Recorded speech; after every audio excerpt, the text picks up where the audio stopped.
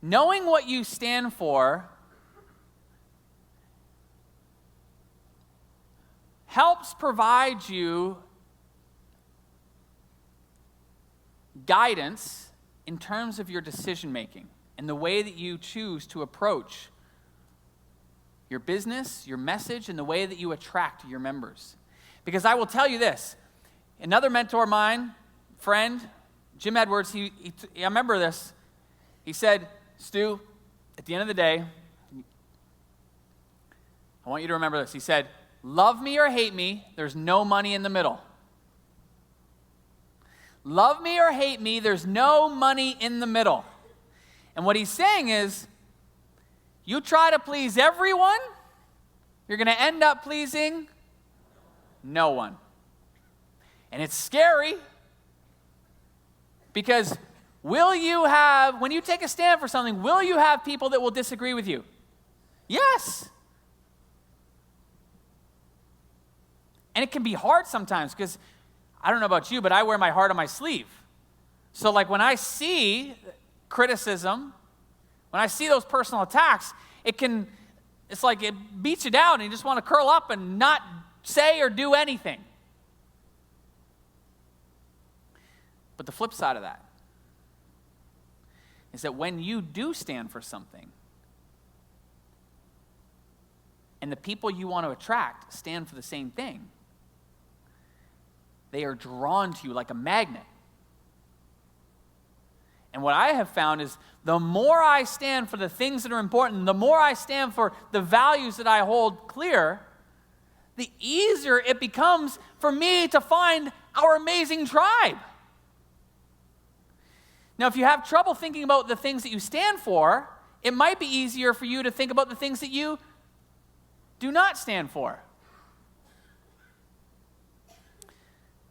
Now, for me, this one was actually easier. And the reason it was easier, and the first real indicator for me where I started to get clear on this stuff, was when I watched a video from this guy. Now, for the record, I like Gary Vaynerchuk. I think a lot of what he has to say is very valuable. In fact, back in the day, when he had just launched his Crush It book,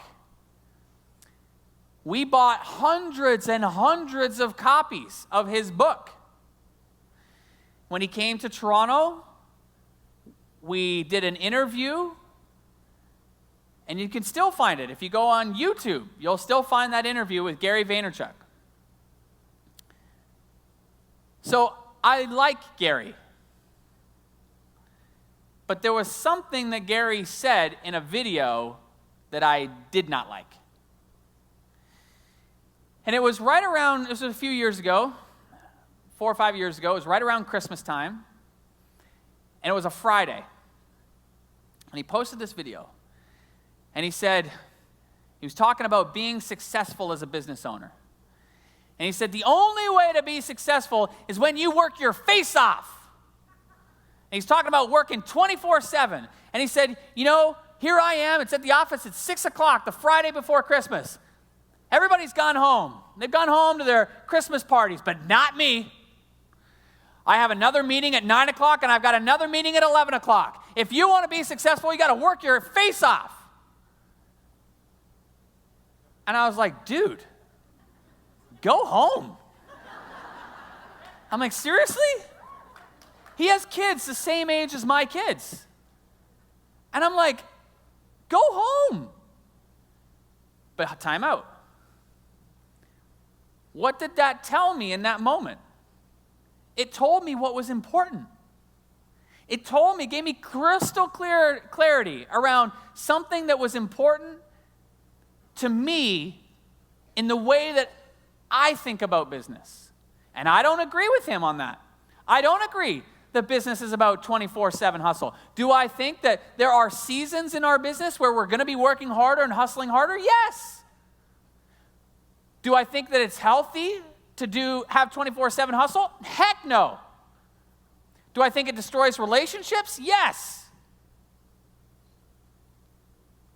So for me, it gave me clarity around what I don't stand for. I don't stand for 24/7 hustle. So I created a video that communicated that.